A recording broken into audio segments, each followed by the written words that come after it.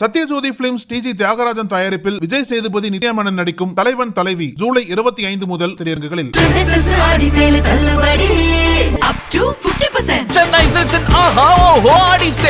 GT Holidays, South India's #1 travel brand. You know you are special when you're with GT Holidays.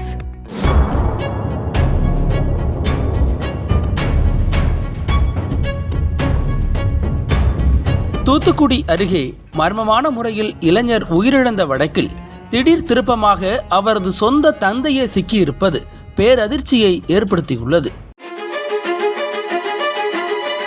Thoothukudi மாவட்டம் லிங்கம்பட்டி புது காலனியைச் சேர்ந்தவர் 25 வயதான தர்மதுரை. கஞ்சா போதைக்கு அடிமையான இவர் அந்த பகுதியில் அடிக்கடி ரகளையில் ஈடுபட்டு வந்துள்ளார்.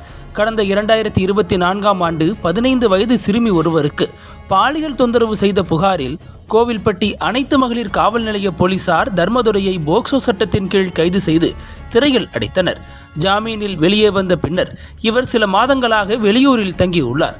இந்த நிலையில் சில வாரங்களுக்கு முன்பு சொந்த ஊரான லிங்கம்பட்டிக்கு திரும்பிய தர்மதுரை ஜூலை 21ஆம் தேதி வீட்டில் மர்மமான முறையில் இறந்து கிடந்துள்ளார். அவரது உடலை காவலர்கள் கைப்பற்றி கோவில்பட்டி அரசு மருத்துவமனைக்கு பிரேத பரிசோதனைக்காக அனுப்பியுள்ளனர். நாலாட்டின்புதூர் காவல் நிலைய போலீசார் சந்தேக மரணமாக வழக்கு பதிவு செய்து விசாரணை நடத்தி வந்தனர்.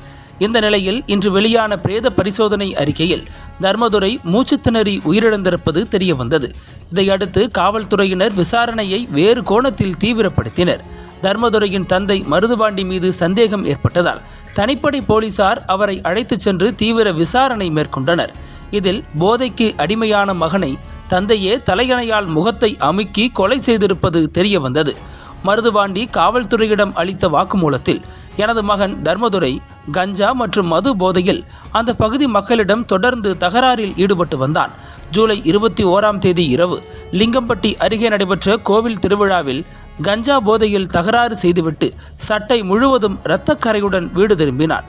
பின்னர் வீட்டில் இருந்த தாய் அமுதா மற்றும் 2 மாத கை குழந்தையுடன் இருந்த சகோதரி நாச்சியார் ஆகியோரிடம் பணம் கேட்டு மிரட்டி ரகளையில் ஈடுபட்டான். அவர்கள் பணம் தர மறுத்தபோது அவர்களை தாக்கினான். அப்போது தாய் அமுதா எனக்கு தொலைபேசி மூலம் தகவல் தெரிவித்தார். வெளியே சென்றிருந்த நான் வீட்டுக்கு வந்து கஞ்சா போதையில் இருந்த மகனை கண்டித்தேன். இதனால் வாக்குவாதம் முற்றியது. தர்மதுரை தாய் அமுதா மற்றும் என்னுடன் மல்லு கட்டி எங்களை கீழே தள்ளி இரும்பு கம்பியால் குத்த முயன்றான். அதிர்ஷ்டவசமாக நாங்கள் உயிர் பிழைத்தோம்.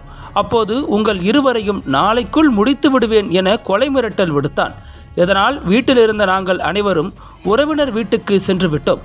பின்னர் சிறிது நேரம் கழித்து வீட்டுக்கு வந்தபோது நடு வீட்டில் கஞ்சா போதையில் ஆழ்ந்த தூக்கத்தில் தர்மதுரை கிறங்கி கிடந்தான். இதை கண்டு ஆத்திரமடைந்த நான் தர்மதுரையின் முகத்தில் தலையணையை வைத்து அமுக்கினேன். இதில் அவன் உயிரிழந்து விட்டான். பின்னர் 108 ஆம்புலன்ஸுக்கு தொலைபேசி செய்து மகன் போதையில் மயங்கி கிடப்பதாக தகவல் அளித்தேன். ஆம்புலன்ஸ் வாகனம் வீட்டுக்கு வந்தபோது அதிலிருந்த ஊழியர்கள் தர்மதுரையை பரிசோதித்து அவர் உயிரிழந்து விட்டதை உறுதி செய்து காவலர்களுக்கு தகவல் அனுப்பினர் என அவரது தந்தை கூறியுள்ளார்.